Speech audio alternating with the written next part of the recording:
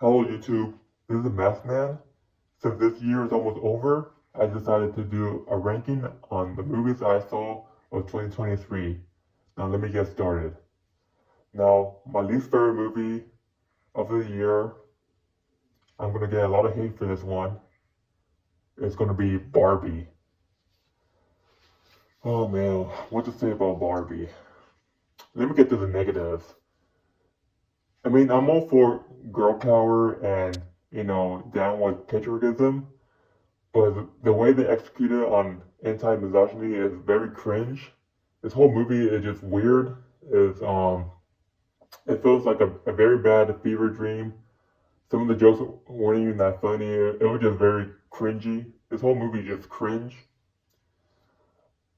On the positive side, like I did like the cinematography. I did like the creativity. I like how like the Barbie world is all full of plastic. Obviously, because they're plastic. So I like the creativity on that. Well, I just did enjoy this movie. Like, yeah, this movie was just cringy and weird. I give the movie 2 stars, one for creativity and the other for somewhat, that has some decent humor, I guess. Next is Guardians of the Galaxy Part 3. This movie is actually really good, despite it's from Marvel, and I'm not really a big Marvel fan. But I really enjoyed this one. This movie has a very good plot. I like how it tackles on like animal cruelty and abuse and animal testing and stuff like that. The movie is actually really dark when it comes to that. I was actually surprised that it was actually PG-13 because of how dark it was. This movie had like some really good action as well, very good humor. Some of them were like a little bit too immature for me, and that's kind of like the negative part about it, in my opinion. And sometimes I wish they take things a little bit too seriously, but well, not too seriously, but some things seriously. But there are a couple of scenes where like they'll have like very serious moment, and then they just jump into like a joke. Aside from that, this movie is really good. I highly recommend it for those who haven't watched it. I give the movie 2 stars. Next is Brewer is Afraid. This movie is just really weird. Um, just like with Barbie, it does feel like a bad fever dream. I did like the art of it, like it's very artsy. So and the cinematography is really nice, but this movie it just wasn't for me. I just was curious and decided to check it out. I give the movie 2 stars for creativity and for the art of it as well, but for the plot, I just wasn't into it. Next is The Flash. The action is really good in this movie, but there was like a lot of scenes that had like really bad CGI. I didn't enjoy that one. Although I did enjoy the plot in the movie and the storyline is really good. But yeah, there's not really much to say about this movie. It does have some pretty decent humor as well.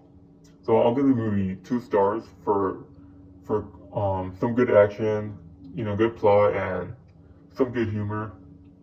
Maybe two and a half stars. Next is Blue Beetle. Blue Beetle is decent. I like the family dynamic in this movie. This movie really tackles on family really well, especially when it comes to like the Latino community. And there's a lot of like good Mexican humor. As someone who grew up with like as someone who grew up in the Mexican community, like I really get the humor in this one. Like I really enjoy it. It does really feel like home. Um, Aside from the negative part about this movie, like some of the action is really bad. Like be executed a lot better. But yeah, there were some action scenes that it wasn't filmed really good, in my opinion. But there was some pretty decent action scenes as well. So I'll give the movie 3.5 stars. It was decent. Next is Mission Impossible: Dead Reckoning Part 1. This movie was good. This was actually the first Mission Impossible in the movie. Although for me, in my opinion, I feel like this movie is overhyped. But I thought it was decent. The negative part about this movie, like, there was like a lot of action scenes that you could tell that was like computer animated or CGI. I mean, and I feel like they could have edited certain parts to make it look more realistic. That's just me. Although I did like some of the other action scenes, like the fighting scenes, and I did like the plot. But yeah, this movie was decent. I give the movie 3.5 stars. Next is a comedy movie called Joyride. Now I really like this movie. The negative the negative part about this movie is some of the jokes are like overdue and overly forced in my opinion, and it comes out as not really funny. So some of the jokes are also not that funny. Now on the positive side, there were like a lot of jokes that were funny and actually they made me laugh, and I did like the plot, and I did like there was like a lot of sexy scenes in that movie. I wasn't expecting to see some nudity in this movie, but we there's like a lot of them. So I definitely want to recommend watching this with a family, but with your friends, definitely. This movie is good. It's also decent. I give the movie 3.5 stars. Next is another comedy movie called Strays. I really enjoyed this one. Some of the humor was also really forced in this one and overdue to the point where it was becoming annoying. Aside from that, there's also like a lot of funny moments that actually really made me laugh. And this movie also reminds me of like South Park, or like except for like for this is for cute dogs that are like using a lot of swear word and doing a lot of inappropriate stuff. I really enjoy this movie. I give the movie also 3.5 stars. Next is The Hunger Games: The Ballad of Songbird and Snakes. Now, this movie was a big surprise to me. I wasn't expecting for this movie to be this good. I thought it was gonna be like when I saw the trailer, I wasn't too impressed. I wasn't too like hyped up either. Like, I I I didn't feel like this movie really needed a prequel to the Hunger Games. I mean, don't get me wrong. I would like to see how it started and stuff like that. Even when after I read the book, it wasn't my favorite out of the series. Mainly because I wanted like Preston Snow to be like a street villain rather than a sympathetic turned villain and stuff like that. And that's what I got from reading the book. But after watching the movie, it kind of gave me like a bit of a new perspective. I mean, he's still kind of like a sympathetic villain. But watching the movie, how you know it gives you perspective on why he became a villain at the end.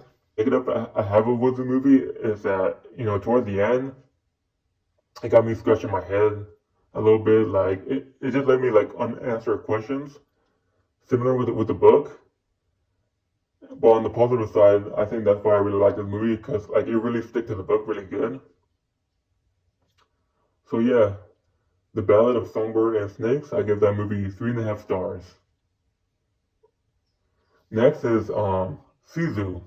This movie takes place in World War II, similar to Inglourious Basterds, except it's only like one person, committing carnage towards the Nazis. He's from Finland. This movie is really good. The only negative I have with the movie that there was like a lot of scenes that was unrealistic. On the positive side, there was like a lot of brutal scenes. I like the practical effects in this movie. It's really gory. It does remind me of John Wick. And yeah, Sisu also gives that movie 3.5 stars. Next is Equalizer 3. This one is really good. Also really violent, really gory. Also reminds me of John Wick. I really like the plot in the movie. The storyline is really good. The acting's good. I give that movie a solid 4 stars. Next is John Wick 4. This one is really good, and this one is actually my favorite out of all the John Wick movies. Mainly because this movie is just non-stop action, and I really like the sound effects when he's hitting the hitmans with like with weapons and stuff like that. I thought that they did a very good job on that. There was like little to almost no CGI in the movie, so I really enjoyed that. This movie is such an adrenaline rush, and it just like leaves your heart pumping for more. It was just a fun ride. There was like a lot of good shots with like the shooting scenes like that, especially the scene where like the camera's going up and you just see him like just shooting his way through the apartment complex, and it kind of reminds me of like the old school like Grand Theft Auto games. And yeah, this movie just it's just really good. I give that movie a solid 4 stars as well. But my favorite movie of this year has to be Oppenheimer. Oppenheimer is really good. The plot is really good. The cinematography is really good. The acting is amazing in the movie. Like especially from Robert Downey Jr. Like I didn't expect him to play such a serious role really good. Even the actress who played Kitty, I believe that's her name, she did a very good job as well. And of course, the main cast, Cillian Murphy, like he did an amazing job playing Oppenheimer. This movie is this movie felt like more like a documentary and a biography more than anything else. But the direction in the movie, the way the story was told, was really good. I really liked the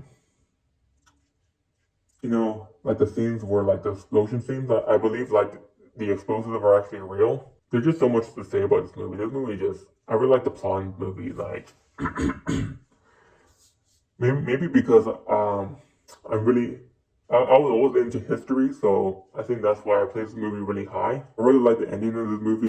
I really like the impression that Cillian Murphy did on his character of Oppenheimer towards the end, where you can just tell like the guilt and the grief is just weighing on him really heavily on him. And it also shows like how Wolford has changed due to his creation, even though it wasn't really intentional. So yeah, that's Oppenheimer. I give that movie a solid 4 stars. I wouldn't be surprised if the movie actually wins Best Picture of the year 2023. So that's my list of the movies that I saw of 2023. I hope you enjoy it, and you all have a good New Year's.